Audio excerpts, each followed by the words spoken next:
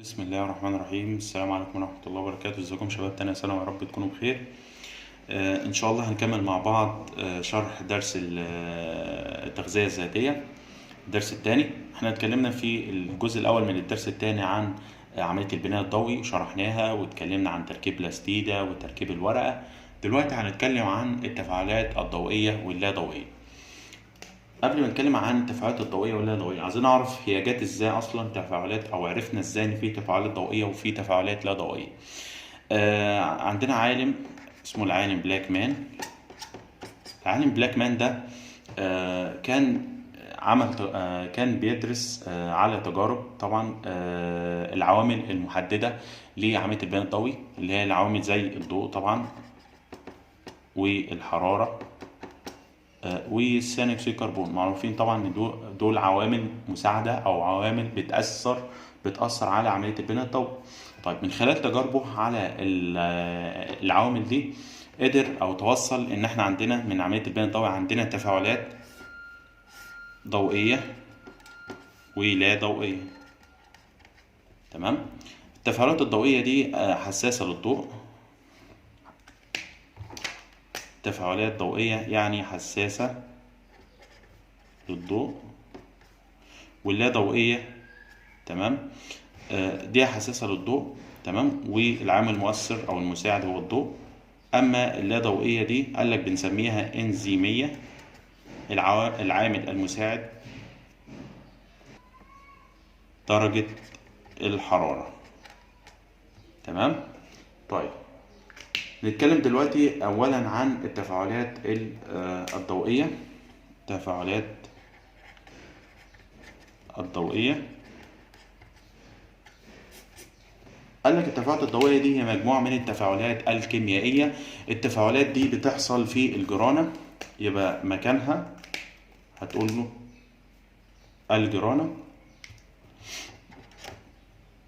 الجرانه. ماشي. يبقى هي مجموعه من التفاعلات الكيميائيه التي تتم في الجرانه، والجرانه داخل البلاستيده الخضراء. البلاستيده الخضراء طبعا زي ما قلنا ان هي بتحتوي على اصباغ الكلوروفيل. تمام. واصباغ الكلوروفيل هي اللي بتمتص الضوء، يعني بالتالي تقدر تقول ان الضوء هو العامل المحدد للسرعه. الضوء هو العامل المحدد لسرعتها. تمام. طيب، هنتكلم دلوقتي عن التفاعلات الضوئيه. المفروض من اسمها التفاعلات الضوئيه يعني بتعتمد على الضوء، بتحصل في وجود ضوء، ما تنفعش من غير ضوء. تمام. قال لك كل حكايه هي مجموعه من الخطوات. تمام. بتتعمل في شكل توضيحي او في شكل مخطط كده. بيبقى مطلوب منك، ممكن يقول لك ارسم شكل يوضح عمليه او التفاعلات الضوئيه في عمليه البناء الضوئي. تمام. قبل ما نتكلم او قبل ما نرسم المخطط ده، هنتكلم عن كام حاجه كده. اولا كده ان الضوء ده بيسقط على الكلوروفيل. طبعا احنا قلنا الكلوروفيل ده جزيء. تمام. يعني جزيء الكلوروفيل بيتكون من مجموعه من الذرات، وقلنا الذرات دي قبل كده اللي هو فكرت بيها لما قلنا ان هي يكون Mg. تمام. وبعدين قلت لك سي 55، H72، اكسجين 5، نيتروجين 4، وMg كانت 1. تمام. ده كان تركيب جزيء الكلوروفيل بشكل عام. تمام. هو عباره عن، فقال لك الضوء ده لما بينزل على ذرات الكلوروفيل، اي ذره من دول كده، الضوء لما بينزل، احنا طبعا عارفين ان الذره كانت عباره عن نواه. تمام. ومجموعه من المستويات الطاقه حولها. ده كان شكل الذره. تمام. طيب، قال لك كل حكايه ان الضوء ده لما بينزل على جزيئات الكلوروفيل بيكسب الكتروناتها طاقه. يعني احنا طبعا عارفين، ان درست قبل كده ان مستويات الطاقه. تمام. فلو عندنا كده مستوى ومستوى تاني اهو، مستوى ده اقل، مستوى اقل، وده مستوى اعلى. فقال لك المفروض عندنا كده ان الالكترون مثلا موجود في مستوى الطاقه الاقل. تمام. لما بيسقط الضوء على كلوروفيل بيكسب الكترونات الذرات دي طاقه، فهينتقل الى مستوى اعلى. تمام. يبقى هيتنقل من هنا لهنا، يبقى اكسبه طاقه فانتقل الى المستويات الطاقه الاعلى. تمام. طيب، قال لك الطاقة الضوئية دي اللي هي جت من الشمس بتختزن في صورة طاقة كيميائية، يبقى اتحولت من طاقة حركية ضوئية. ما طاقة الضوء دي حركة، ما جالك عن طريق حركة، تمام، هتتحول إلى طاقة وضع، يعني كلمة وضع يعني سكون، وضع كيميائية، اتحولت إلى طاقة وضع كيميائية مخزنة في جزيء كلوروفيل. طيب ايه اللي هيحصل تاني؟ قال لك ان الطاقة اللي اتخزنت في جزيء الكلوروفيل هتتحرر مرة تانية، تمام. طب وهي لما تتحرر مرة تانية ايه اللي هيحصل؟ قال لك المفروض لما يحصل الالكترون هينزل للمستوى الاقل تاني، هيرجع لوضعه الايه الاصلي اللي كان قبل كده، تمام. نسيت اقول لك انه هي لما كان الالكترون في المستوى الاعلى كنا بنسميه جزيئات الكلوروفيل في الحالة دي، تمام، كنا بنسميه جزيئات الكلوروفيل المنشطة أو المثارة، كنا بنسميها كده جزيئات كلوروفيل المنشطة أو المثارة. طيب قلت لي ان الطاقه اتحررت مره تانية. طب لما الطاقه تتحرر قال لك هيرجع الالكترون هيرجع لمستوى الطاقه الاقل، يبقى هينتقل مره تانية من المستويات الطاقه الاعلى الى مستويات الطاقه الاقل، تمام. في الحاله دي هنسمي جزيئات الكلوروفيل غير المنشطه، خلاص بقت غير منشطه، تمام. طيب ماشي، يبقى احنا عرفنا كده ان الطاقه اتحررت فرجع تاني، كده اصبح غير منشط. يعني ايه اللي يحصل؟ يعني كده ممكن يعمل مرة تانية انه يمتص ضوء مرة تانية وبعدين يتحرك ويطلع وبعدين الطاقة تتحرر وبعدين ينزل مرة تانية الى المستوى الاقل، وتستمر ايه الحلقة كده ماشية بالترتيب ده كده، تبقى تمتص طاقة، تمام، فتبقى منشطة أو مثارة فتنتقل لمستوى أعلى، ثم تتحرر الطاقة فينزل إلى المستوى الأقل وتصبح غير منشطة، ويكمل الموضوع كده. طيب الطاقة اللي اتحررت دي هستخدمها في إيه؟ هو ده المهم. يبقى قال لك الطاقة المتحررة هستخدمها في إيه؟ الطاقة دي هتستخدم في حاجتين. أول حاجة إن أنا هستخدم في تحويل جزيء أدينوزين داي فوسفات ADP إلى أدينوزين تراي فوسفات.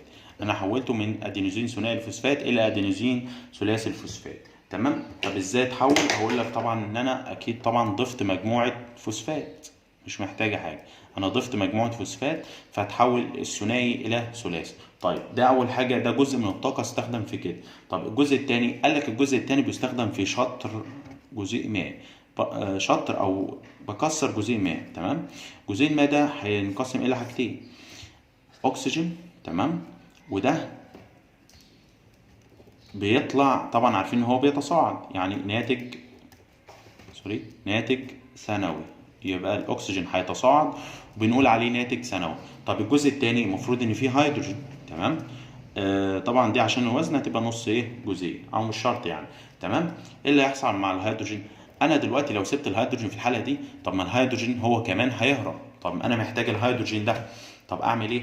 قال لك الهيدروجين ده فيه مرافق او حامل اسمه ناد بي، تمام، مرافق او حامل اسمه ناد بي هيرتبط مع الهيدروجين علشان يحمله ويدخله في التفاعلات اللا ضوئيه، تمام. يبقى انا الهيدروجين هيتحد مع الناد بي عشان يديني ناد بي اتش 2 ويدخل وينقل، طبعا هينقل الهيدروجين ده لان انا محتاجه، هينقله الى التفاعلات اللا ضوئيه. نفس الكلام انا الاي تي بي ده ايه اللي حصل فيها؟ قال لي انا حملت الطاقه، انا شلت في الجزيء ده طاقه، الجزيء ده عباره عن طاقه زي ما قلنا قبل كده، عمله الطاقه. قال لك ده بيحمل الطاقه الى التفاعل اللا ضوئي، تمام. يبقى هنا برضو النات بي ده اهو هتقول لي ان هو بيحمل الهيدروجين الى التفاعل اللا ضوئي، تمام. احنا لحد كده احنا المفروض ان احنا خلصنا التفاعلات الضوئيه. هنعمل المخطط علشان لو طلبوا منك في الامتحان هنقول الكلام اللي احنا لسه قايلينه ده. لو انا عندي كده اول حاجه الشمس، تمام، الشمس هتديني، معروف انها هتديني طاقه ضوئيه. طيب الطاقه الضوئيه دي اللي هيحصل؟ قال لك يمتصها كلوروفيل. قلنا قبل كده ان كلوروفيل الف هو المسيطر او المهيمن في على باقي الاصباغ، لان كلوروفيل الف وباء نسبتهم 70% على عكس الزنسوفيل 25%، والكاروتين كان نسبته 5%، تمام. يبقى الكلوروفيل اللي امتص الطاقه الضوئيه هو كلوروفيل الف، تمام. ايه اللي هيحصل بعد كده؟ قال لك هيتحول زي ما قلنا انه هيتحول الى كلوروفيل نشط، كلوروفيل نشط. تمام، يبقى هو اتحول الى كلوروفيل نشط، وعرفنا اتحول لكلوروفيل نشط هينتج طاقة زي ما قلنا، علشان هو نشط لما يبقى غير نشط في وضعه الطبيعي هينتج طاقة. قال لك الطاقة دي تستعمل، تمام، هنقسمها طبعا لحاجتين. قال لك تستعمل هذه الطاقة، تستعمل هذه الطاقة في حاجتين اللي احنا قلناهم قبل كده. أول حاجة إنك بتحول أدينوزين داي فوسفات أو أدينوزين ثنائي الفوسفات، تمام، بتضيف لها مجموعة فوسفات وتحولها إلى اي تي بي. تمام، يبقى الطاقة اللي خرجت من أو اتحررت من كلوروفيل النشط استخدمتها في إن أنا حولت الاي دي بي إلى اي تي بي. تمام، ممكن تكتب على السهم هنا الطاقة المختزنة في وجود الطاقة المتحررة، تمام، من الايه كلوروفيل. تمام، ده اول حاجه. هتروح واخد سهم كده وقايل لي ان الاي تي بي ده، تقول لي كده يحمل الطاقه، ما احنا عارفين ان الاي تي بي ده هو عمله الخليه او عمله الطاقه في الخليه. تقول لي ان هو بيحمل الطاقه الى التفاعل اللا ضوئي، لان انا محتاج الطاقه دي في التفاعل اللا ضوئي. تمام، طيب نيجي للجزء الثاني وده الاهم. المفروض احنا عارفين ان هو هيعمل ايه. قال لك شطر جزيء ماء، شطر جزيء ماء. طيب ادي جزيء ماء H2O، ايه اللي هيحصل؟ قال لي انا هقسمه لحاجتين، اكسجين، تمام، هيتصاعد، وده قلنا عليه ناتج ثانوي. تمام، الجزء الثاني اللي هو 2H، تمام، 2H. طيب ال 2H لو سبتها، طيب ما هي هتهرب هي كمان، الهيدروجين هيهرب، ما هو غاز برضو. قال لك لا، انا هيتحد، قال لك الهيدروجين ده يتحد مع ايه؟ النات بي.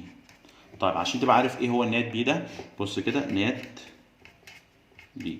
النات بي ده هو حامل او مرافق. يعني ايه حامل او مرافق؟ هو بيتحد مع الهيدروجين علشان الهيدروجين ما يهربش، هو بيتحد معاه وبينقله الى التفاعل اللا ضوئي. يعني تقدر تقول عليه عربيه شالت الهيدروجين وحملتها وودتها للتفاعل اللا ضوئي. تمام، طيب يبقى طب انا عايز اعرف نطق كلمه اي تي بي، انا ما اعرفش نطقها. اقول لك كده اقسمها لحاجتين، تمام، عشان لو سالك فيها. تمام، الدي دي احنا عارفين ان هي داي يعني ثنائي، وده فوسفات، والايه ده اميد، والنيكوتين الان دي نيكوتين ثنائي الايه النيوكليوتايد، نيكوتين ثنائي النيوكليوتايد. طيب يبقى هتقول لي كده ثنائي، ماشي، فوسفات، اميد، النيكوتين، ثنائي النيوكليوتايد. تمام، يبقى ثنائي فوسفات، اميد، النيكوتين، ثنائي النيوكليوتايد. تمام، طبعا احنا عارفين اي دي بي مش محتاجه. تمام، اي دي بي اختصار ايه؟ ادينوزين ثنائي الفوسفات، ادينوزين ثنائي الفوسفات. طيب والاي تي بي قلنا هي ادينوزين ثلاثي الفوسفات، ادينوزين ثلاثي الايه الفوسفات. كده عرفنا الايه المصطلحات اللي عندنا. طب نكمل. طيب عندنا احنا قلنا الهيدروجين هيتحد مع النات بي، تمام، هيتحد مع النات بي علشان يكون لي نات بي اتش 2. طيب قال لك النات بي اتش 2 ده برضه هتاخد منها سهم كده، نات بي اتش 2 هتقول لي ان هي مالها. قال لك ده بيحمل الهيدروجين الى التفاعل اللا ضوئي. تمام، يبقى انا نتيجه التفاعلات الضوئيه في زي ما احنا شايفين هما حاجتين، نات بي اتش 2 والاي تي بي. ده اللي انا طلعت بيه من الايه الطاقه اللي اتحررت من الكلوروفيل. تمام، طيب احنا دلوقتي المفروض ان احنا هندخل في التفاعلات اللا ضوئيه. تمام، احنا قلنا اللي طلعنا بيه من التفاعلات الضوئيه هو النات بي اتش 2 والاي تي بي. تمام، الاثنين دول هسميهم حاجه اسمها مركبي الطاقه التثبيتيه. بيثبتوا ايه؟ هتعرف الكلام ده دلوقتي. ده بيثبته ثاني اكسيد الكربون. طيب في التفاعلات اللا ضوئيه ايه اللي حصل في التفاعلات اللا ضوئيه؟ اولا تعريفها، نتكلم عن تاني حاجه معانا التفاعلات اللا ضوئيه. قال لك التفاعلات اللا ضوئيه دي عباره عن ايه؟ قال لك هي مجموعه من التفاعلات الضوئيه كانت بتحصل في الجرانه. قال لك لا، دي بتحصل في الستروما. تمام، يبقى بتحصل في الستروما او النخاع خارج الجرانه، يبقى ستروما خارج الجرانه. تمام. طيب يبقى هي مجموعه من التفاعلات بتحصل في الستروما. ايه اللي بيحصل؟ قال لك احنا قلنا ان درجه الحراره هي العامل المساعد.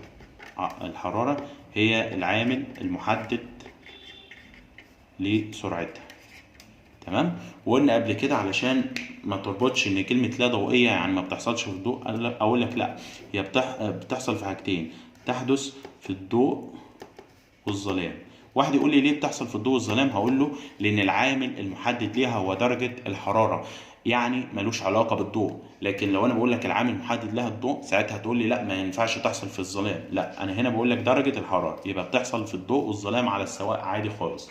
تمام. طيب انا قلت لك حاجه، قلت لك ان هي الاثنين دول اسمهم مركبي الطاقه التثبيتيه. ليه انا قلت على ال ATP و NADPH2؟ ليه انا قلت عليهم مركبي الطاقه التثبيتيه؟ قلت لي ان قلت عليهم مركبات الطاقه التثبيتيه لانهم بيثبتوا ثاني اكسيد الكربون. ازاي بيثبتوا ثاني اكسيد الكربون؟ قال لك بيتم تثبيت ثاني اكسيد الكربون. احنا قلنا الهيدروجين، تمام، اللي هو جه من التفاعل الضوئي هيتحد مع ثاني اكسيد الكربون، يعني يتم تثبيت ثاني اكسيد الكربون باتحاده مع الهيدروجين في وجود ATP، في وجود الطاقه المختزنه في ATP، علشان يكون لي مواد كربوهيدراتيه. مواد ايه؟ كربوهيدراتيه. تمام. يبقى لو قال لك ليه ATP والناد BH2 مركبات طاقه تثبيتيه، او بنسميهم ليه مركبات طاقه تثبيتيه، هتقول لي لانه يتم تثبيت غاز ثاني اكسيد الكربون باتحاده مع الهيدروجين في وجود الطاقه المخزنه في ATP لتكوين المواد الكربوهيدراتيه. يعني المواد الكربوهيدراتيه ما بتتكونش الا في التفاعلات اللا ضوئيه. تمام. يعني التفاعل الضوئي ما بيكملش اخره ان هو بيديني الحاجتين اللي احنا قلنا عليهم قبل كده، اللي هو النات BH2. التفاعل الضوئي انتهى عندي النات BH2 والATP، ما ادانيش مواد كربوهيدراتيه اللي انا محتاجها. انا بقول لك ان التفاعل الضوئي بينتج عنه مواد كربوهيدراتيه، تمام، اللي هي غذاء النبات يعني. تمام. يبقى عرفنا ان هو اداني مواد كربوهيدراتيه ازاي. تمام. طيب وعرفنا اجابه السؤال. طيب لحد كده تمام، خلصت التفاعلات اللا ضوئيه. اقول لك بس لسه حصل حاجه. العالم جه عالم تاني اسمه العالم ميلفين كيلفن. عالم تاني اسمه ايه؟ العالم ميلفين كيلفن. عمل ايه العالم ميلفين كيلفن؟ قدر ان هو يحدد او يشوف طبيعه التفاعلات اللا ضوئيه، يشوف التفاعلات اللا ضوئيه دي بتتم ازاي. انا عرفت ان هو بتديني مواد كربوهيدراتيه، طب ازاي؟ يعني اكيد مش في خطوه واحده، اكيد مش مباشره يعني. تمام.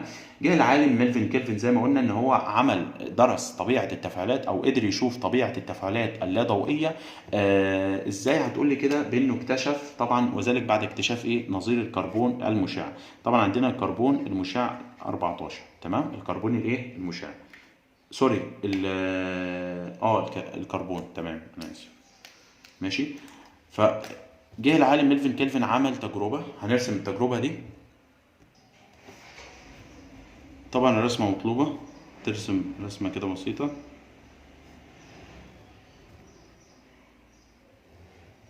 ده انتفاخ او كأس.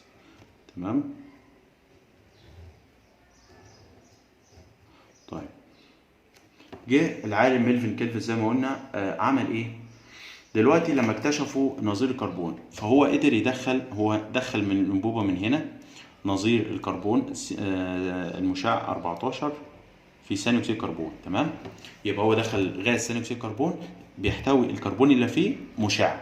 تمام. طيب قال لك هنا كده ماشي، في صنبور هنا كده، او بيتحكم يعني بيغلق طبعا وبيتحكم في ايه مرور الغاز ودخوله وخروجه وكده. تمام. قال لك موجود هنا طحلب، هو عمل التجربه دي على طحلب اسمه الكلوريلا الاخضر. تمام. ده اسمه ايه؟ طحلب الكلوريلا ماشي الاخضر. تمام. طبعا برضو هنا كده بيتحكم برضو بطريقة تانية. ماشي. هنا طب ليه بيتحكم؟ علشان ما علشان الطحلب ما ينزلش، وجاب كأس. تمام. الكأس ده بكحول ساخن، جاب كحول ساخن. ماشي. كحول ساخن. طيب كده عملية البناء الضوئي مش هتتم لأن مفيش ضوء. تمام. قالك لا، ده هو راح معرض الطحلب ليه ضوء كده. تمام. جاب ضوء علشان يحصل عملية البناء الضوئي. تمام. طيب يبقى قلنا كحول ساخن، وقلنا ثاني أكسيد الكربون بيحتوي على كربون مشع. تمام. عرفنا كل حاجة. طيب يبقى أنا سمحت بوجود ضوء ليه؟ علشان تتم عملية البناء الضوئي. تمام. لازم يحصل تعريض للضوء. طيب ايه تاني؟ طب واحد يقول لي ايه اهميه الكحول؟ اقول له انا جبت الكحول ده علشان اموت الطحلب. تمام. ما انا عايز، ما الطحلب هيفضل يكمل في عمليه البناء الضوئي. طيب انا عرفت الطحلب عمل ايه، خلاص انا عايز اموته. يبقى تحطه في كحول ساخن. ليه؟ هتقول لي كده لقتل الطحلب ووقف الايه التفاعلات الكيميائيه. تمام. بعد كده هفصل المركبات اللي اتكونت من عمليه البناء الضوئي دي. تمام. هفصلها طبعا بطرق مختلفه، مش عليك، بطرق خاصه كده مش عليك. تمام. طيب هكشف عن الكربون المشع ده بعداد اسمه عداد جيجر او جايجر. عداد جايجر. تمام. عداد ايه؟ جايجر. طيب اهم حاجه في التجربه دي كلها انا عايز اعرف هو استنتج ايه النتائج بتاعتك. النتائج. طيب هو استنتج حاجتين اتنين. اول حاجه ان اتكون مركب اسمه بيجال. ايه بيجال ده؟ هتقول لي كده فوسفو جليسرالدهايد. يبقى اول حاجه تكوين مركب اسمه بيجال، اسمه فوسفو جليسرالدهايد. طيب ايه مركب البيجال ده؟ المركب ده قال لك ان هو استنتج ان المواد الكربوهيدراتيه ما بتتكونش مره واحده. قال لك لا، ده هي بتتكون. اول حاجه بتكون بيجال ده اللي هو الفوسفو جليسرالدهايد بيحتوي على 3 ذرات كربون. تمام. بيحتوي على 3 ذرات كربون. طيب بيتكون امتى ده؟ قال لك ده بيتكون بعد ثانيتين، بعد ثانيتين من تعريض الضوء. من ايه؟ تعريض للضوء او من التعرض للضوء. تمام. يبقى اول ما انا عرضت الضوء اتكون طبعا الفوسفوجليسرالدهايد ده. تمام. قال لك الفوسفوجليسرالدهايد ده ليه حاجتين. تمام. ممكن يسالك فيهم في مصطلح علمي، يقول لك مثلا المركب الاول الثابت كيميائيا ناتج عن عمليه البناء الضوئي. يعني ممكن تقول ده ان هو اول مركب، او المركب الاول ثابت كيميائيا ناتج عن عمليه الايه البناء الضوئي. طيب ايه تاني؟ قال لك حاجه كمان ان هو بيستخدم في بناء الكربوهيدرات.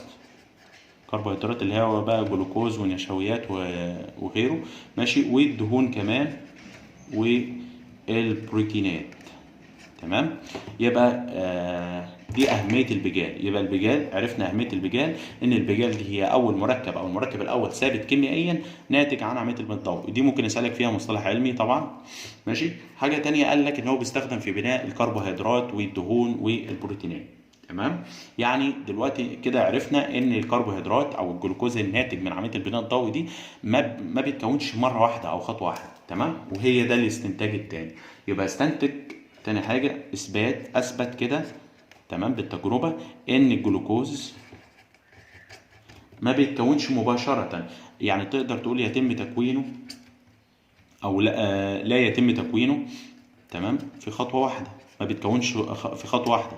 تمام. في خطوة واحدة، لكن بيحصل خلال تفاعلات. يعني بيتكون الأول البيجال، وبعدين البيجال ده في خلال تفاعلات معينة بيبدأ يتحول لكربوهيدرات اللي هي جلوكوز ونشويات، ويبدأ يتحول لدهون وبروتين بعد كده. تمام. طيب يبقى احنا كده التجربة دي مهمة، تجربة العالم كلفن عرفناها، الرسمة مطلوبة.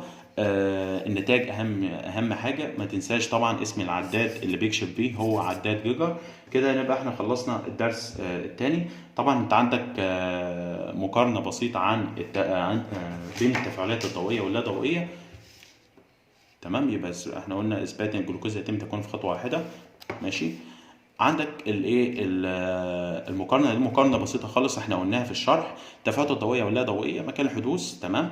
العامل المؤثر هنا الضوء، هنا درجه الحراره. اللي بيحصل انا بحول الطاقه، قلت لك انا بحول طاقه حركيه الى طاقه وضع كيميائيه. حركيه وضع يعني سكون. تمام. يبقى بحولها الى طاقه كيميائيه في الكلوروفيل. هنا قلت لك تثبيت ان انا بثبت ثاني اكسيد الكربون بيتحد مع الهيدروجين علشان يديني طبعا المواد الكربوهيدراتيه بمساعده مين؟ الاي تي بي. طيب النتائج بسيطه خالص. قلت لك نات بي اتش 2 واي تي بي، طاقه مخزنه في الاي تي بي. هنا نتائج مركب بجال. طبعا المركب ده مستخدم في ايه؟ هو اللي بيبني جلوكوز والنشا والبروتين والدهون وغيره. وكمان ده مركب عالي الطاقه في التنفس. تمام. ده حاجه اللي بتتكون يعني. وايه؟ الماء. تمام. كده يبقى احنا خلصنا الدرس التاني. كده يبقى بقينا